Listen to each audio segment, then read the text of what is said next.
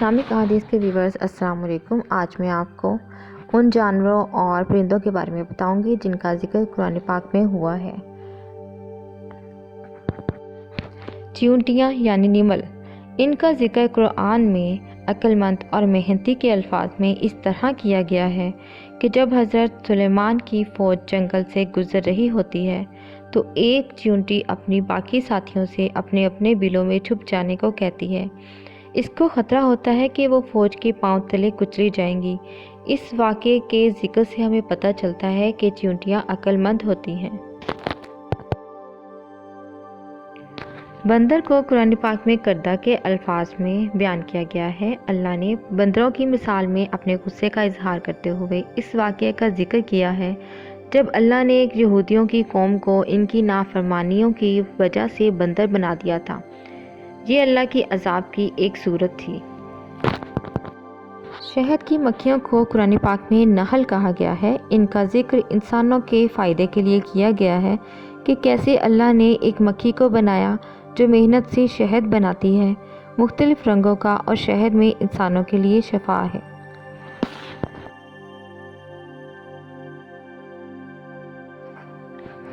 ऊँट को कुरान पाक में जमल कहा गया है। ऊँट अल्लाह की वो ख़ास मखलूक है जिसका जिक्र खुसूसी तौर पर किया गया है क्योंकि इसमें अल्लाह ने बहुत सी खसूसियात रखी हैं। ऊँट की आंखों में 3 पलकों की तहें होती हैं जो किसी भी रेत के ज़र्रात को आंखों में जाने से रोकती है। ये अपनी पीठ में बहुत दिनों तक के लिए पानी जमा कर लेता है क्योंकि इसके कोहान में चर्बी होती है जो पानी जज़ब कर लेती है। इसके पाँव भी अल्लाह ने ख़ास मिट्टी में चलने के लिए बनाए हैं जो मिट्टी में धंसते नहीं हैं, इसलिए ये एक सहराई जानवर है।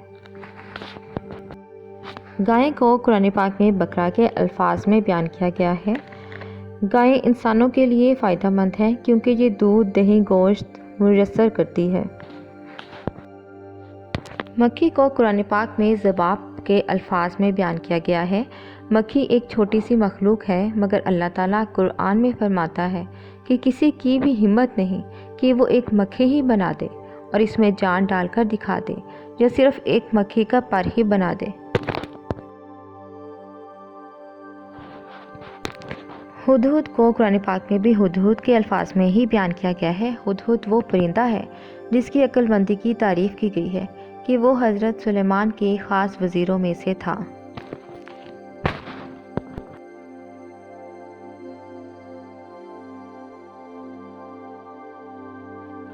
गधे का जिक्र कुरान पाक में हमीर के अल्फाज में आया है। गधे की आवाज़ को सबसे ज़्यादा ख़राब आवाज़ कहा गया है और इंसानों को तलकीन की गई है कि गधे की आवाज़ की तरह ज़ोर ज़ोर से मत चिल्लाओ।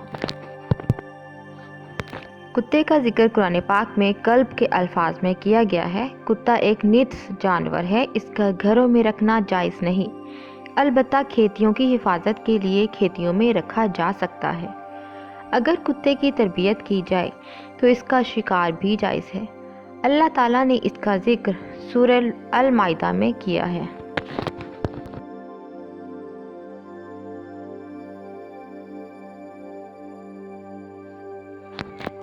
हाथी को कुरान पाक में फ़ील के अल्फाज में ज़िक्र किया गया है।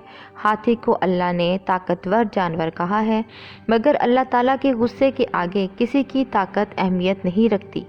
जैसे कि अल्लाह ने हाथी वाली कौम को तबाह कर दिया था और हाथी और इंसानों के लश्कर ऐसे पड़े थे जैसे खाया हुआ भूसा। मेंढक का जिक्र कुरान पाक में दफादा के अल्फाज में हुआ है। मेंढक अल्लाह ताला ने कौम फ़िरऔन पर अज़ाब की सूरत में नाजिल किए। ये हज़रत मूसा के 9 मोअज़्ज़ात में से एक मोअज़्ज़ा था।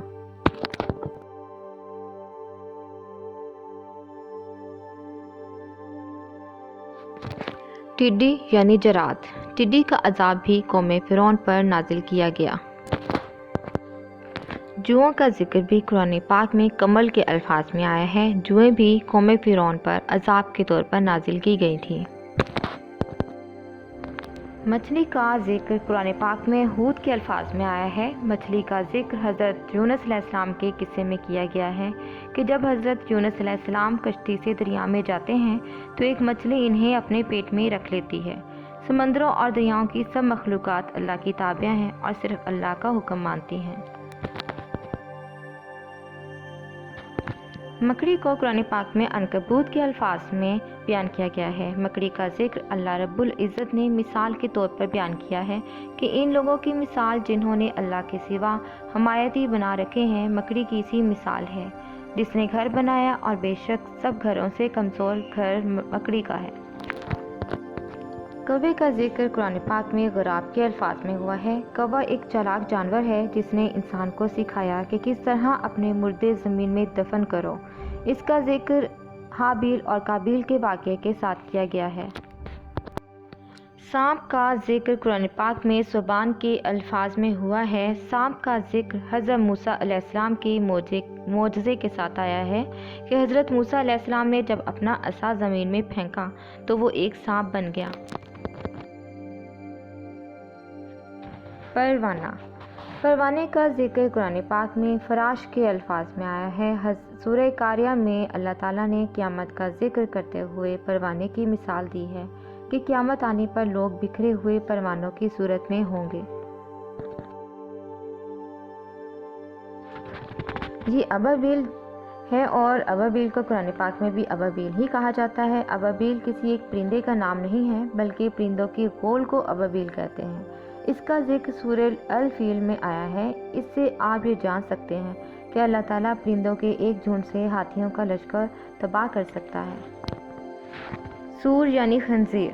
سور ایک گندا جانور ہے جس کو کھانا حرام ہے۔ بھیڑیے کا ذکر قرآن پاک میں ذئب کے الفاظ میں آیا ہے کہ بھیڑیے کو ایک خطرناک جانور کہا گیا ہے، اور اس کا ذکر حضرت یوسف علیہ السلام کے قصے میں کیا گیا ہے کہ جب حضرت یوسف علیہ السلام کے بھائیوں نے حضرت یعقوب علیہ السلام کو بتایا کہ یوسف علیہ السلام کو بھیڑیا کھا گیا ہے